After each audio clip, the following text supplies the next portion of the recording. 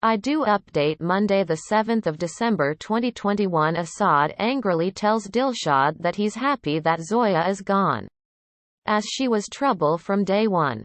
But she says that whatever the case, she is a lone girl in an unknown city and their guest.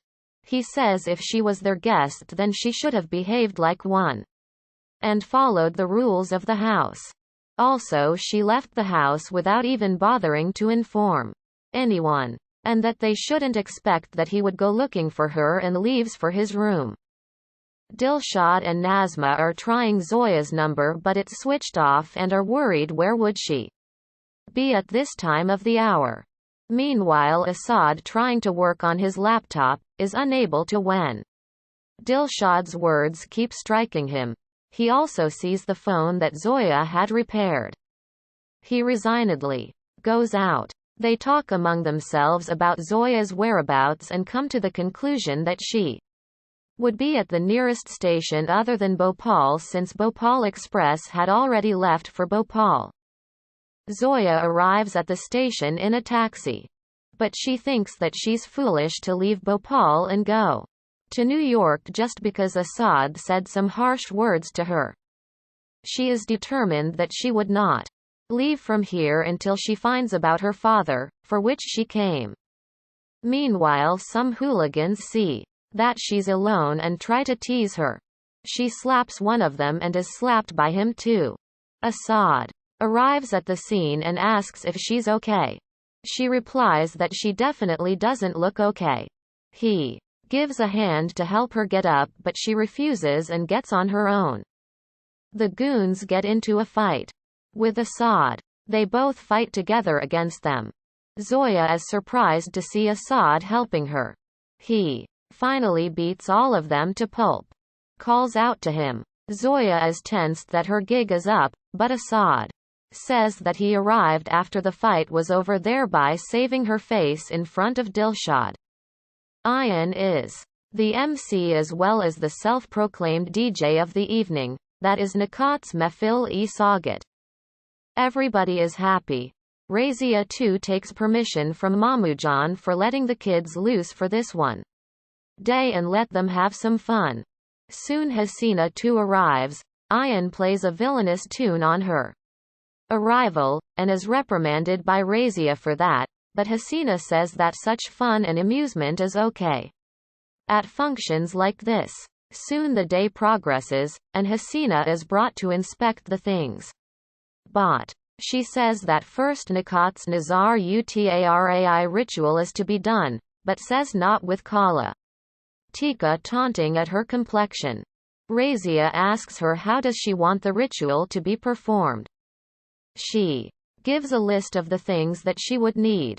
When Shuran sends Nusrat with the driver to get them, Hasina tells Ayan, much to his displeasure, to go get them as it's important for the ritual. On being told by Rashid, he unwillingly goes. He goes outside, but remembering Hamera's words, doesn't take out the new bike. But seeing the old one punctured, he has no option but to drive the new one. Seeing him leave, Hasina's relative thinks that it's time to tell her that Ayan has left on his new bike. Inside, while Ayan is gone to get things, Hasina asks Rashid whether the car that they demanded for Imran has arrived, making Rashid unable to answer and uncomfortable. Ayan calls up Asad to ask about the shop where he would get the things that Hasina demands. Asad is happy to know that Nikat's marriage rituals have started. He tells him the address of the shop.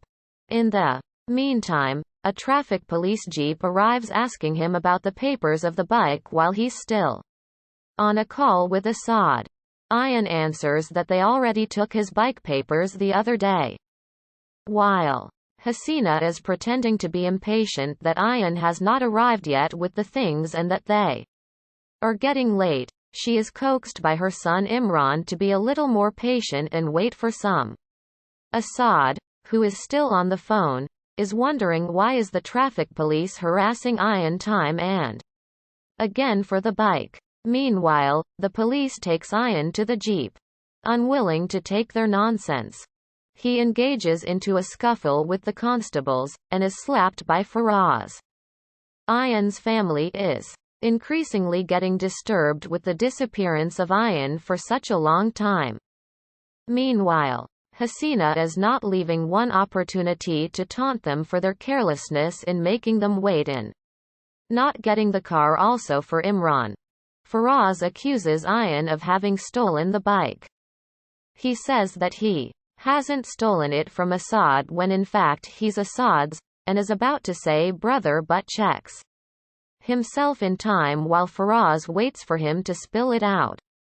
Faraz threatens that he would tell Rashid about his son being accused of stealing on such a happy day when they are celebrating Nikat's Mefil-e-Sagat. Ayan is very scared to hear this, but remembering Asad's words, he stays silent. But when they actually dial his dad's no, he breaks down thinking that if this news reaches home, then there's a possibility of Nikat's marriage being called off also.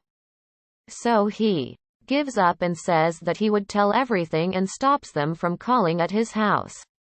But before Faraz can get him to speak the truth behind his relation with the owner of the bike, Asad himself comes in and turns the tables around by calling their act as unlawful confinement when in fact, there has been nobody to complain against Ayan, and hence no grounds arrest him. He also tells Faraz that for this unlawful act, he would fire and fur against them only in their own police station. Faraz asks him whether he's trying to threaten them. Asad says that he's not threatening, he actually means what he says. He tell them to leave Ayan or else he would call the SSP to ask him to make them file an fur against their own men. Sensing better, Faraz lets go of Ayan, but before they leave, Faraz asks Asad about their relation. Asad tells him to mind his laws and let people mind their own relations. Meanwhile at Ayan's place, Hasina pretends to be extremely angry and is about to leave when Mamujan stops her saying that it's not such a big deal that she has to leave. She says that she didn't expect it from their family. She says that in fact, by agreeing to let Nikat marry Imran, he has done a huge favor on the Khan family.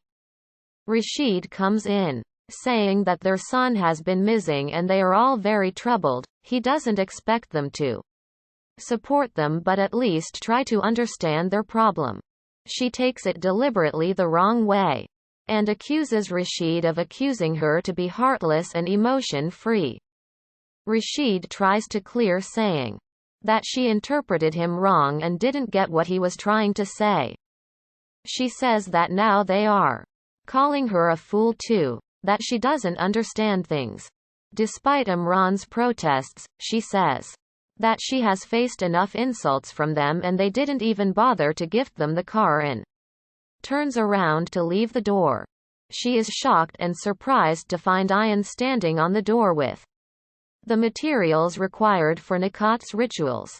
Disheartened at her failure, she still starts on with the rituals as everybody leaves a sigh of relief. She finally finishes with the ritual. Asad is talking to Ayan on the phone, who tells him about everything that happened and is also instructed by Asad that he should keep this a secret from everybody about their relation and the bike, till Nikat's marriage is done. Asad still wonders why was the police inspector so curious to know about their relation. Hasina too calls up Faraz and reprimands him for letting go of Ayan so easily. He says he didn't have a choice since Asad himself came to take him. He tells Hasina that he hasn't yet known their relation, but he knows it's a deep one and is determined to find out. What is it?